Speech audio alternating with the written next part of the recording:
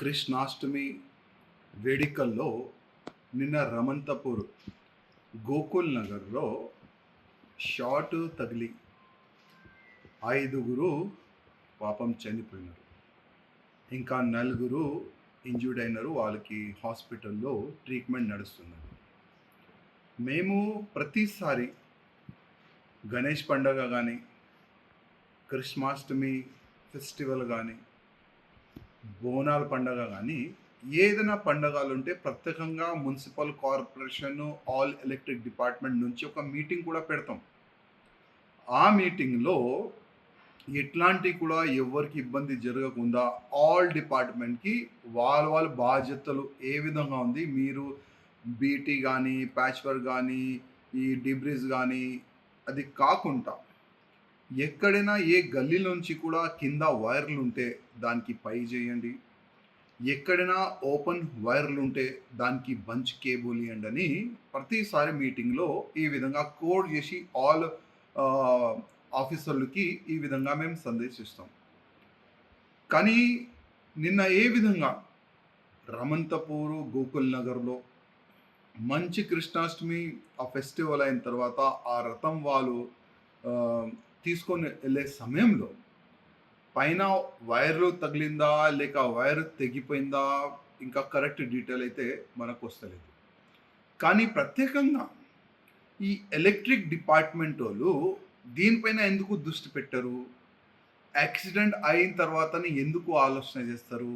అంటే ఎవరైనా చనిపోయిన తర్వాతనే మీరు యాక్టివ్ అవుతారా?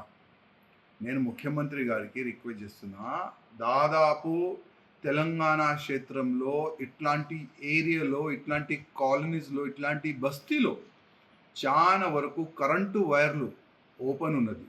దానికి బంచ్ కేబుల్ వేసే అవసరం ఉన్నది. చాలా వరకు ఏరియాలో కింద హైట్లో ఉన్న వైర్లు ఉన్నాయి, కరెంటు వైర్లు. ఇప్పుడు గణేష్ ఫెస్టివల్ వస్తుంది. పెద్ద పెద్ద గణేష్లు కానీ లోపల కాలనీ వైపు తీసుకొని వెళ్తారు, బస్తీ లోపల తీసుకొని వెళ్తారు. ఆ తీసుకునే సమయంలో వైర్లు పైకి తీస్తారు, పిల్లలు పైకి లేపుతారు. ఇప్పుడు వర్షం ఏ విధంగా పడుతుంది మీరు అందరు చూస్తున్నారు. మళ్ళా ఇట్లాంటి ప్రాబ్లం రాకుండా, ఇట్లాంటి ప్రమాదం జరగకుండా నెక్స్ట్ ఏమి మీ యాక్షన్ ఆఫ్ ప్లాన్ ఏంది?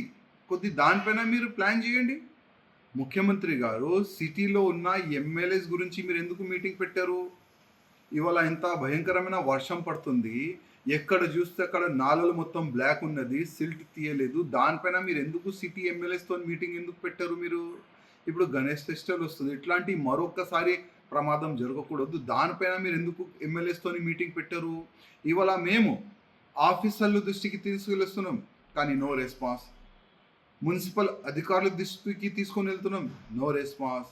ఫండ్ లేదు సార్, ఏం చేయాలి, మా ఖజానా మొత్తం ఖాళీ అయిపోయింది, ఈ విధంగా ఆఫీసర్లు అంటున్నారు. కనీసం పాపం 5 చనిపోయినారు.